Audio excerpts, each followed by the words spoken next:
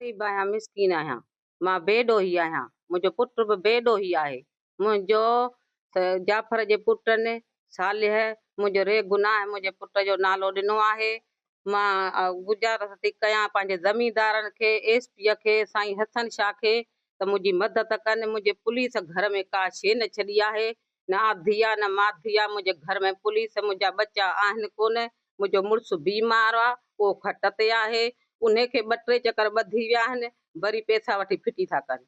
मुंहिंजो इहो अर्ज़ु आहे मुंहिंजो सभिनी खे त मुंहिंजा बच्चा सभु मज़ूरीअ ते आहिनि। मुंहिंजो हिकिड़ो मड़ो पुटु आहे, नंढा मुंहिंजा पुट आहिनि।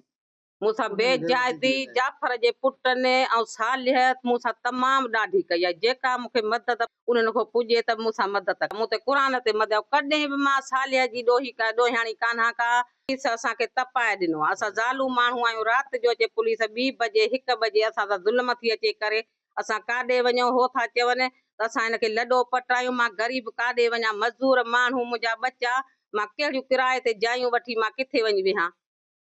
चङा बि इंसाफ़ कनि क़ुर शरीफ़ ते त मां ॾोहियाणी सालिह सॼे ज़ुल्म खां असांखे बचा। मां हिकिड़ो ग़रीब मिसकीन माण्हू आहियां, मज़दूरी कयूं, मज़दूरी ते तगऊं। मां बीमार माण्हू, दवाउनि जी कयूं, पुलिस जी कयूं।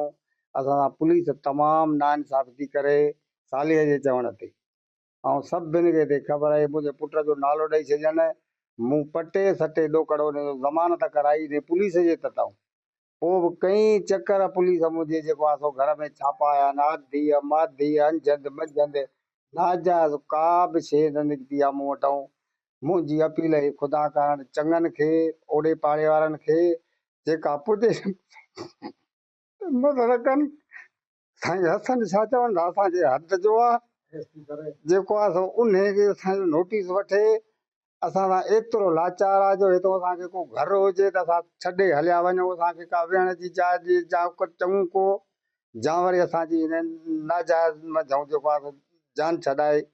असां सां पुलिस तमामु तंग आहे, हर शइ टपड़ टोड़ा खणी वञे। हींअर मुंहिंजो छोकिरो नंढड़ो वीचारो मासूम ॿधी आहे, हिकिड़ो जेको आहे सो चालान करे छॾियऊं।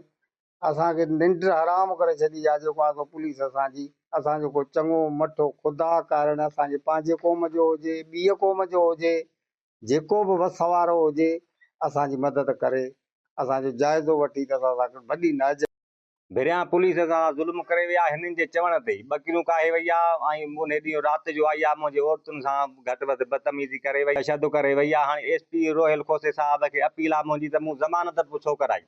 मां ज़मानत ई नेकाण कराई न पुलिस जो बचाव वठां। मां केस दाख़िल आहे मूं ते, कूड़ो केस दाख़िल आहे मूं ते। इंसाफ़ नथो जो जीअं जंजाल करे छॾियो। भिरियां पुलिस नथी टेम ॾिसे, न राति जो न ॾींहं जो। औरतुनि ते तशदुद थी करे ऐं पुलिस असां सां वॾी नाइंसाफ़ी कई। मुंहिंजी अपील आहे त असांजो इंसाफ़ करे वञे, पुलिस बि असां सां इंसाफ़ करे। उहा जांचा करे त रूपोश हिते आहिनि या न आहिनि। रूपोशनि जा घर ख़ाली लॻा पिया आहिनि। गुनाह आहे असां सां सालिह जे चवण ते, मिसकीन जे चवण ते, यूसुफ जे चवण ते, महरम जे ते, सलीम जे चवण ते पुलिस असां सां हरू भरू नाइंसाफ़ी थी करे।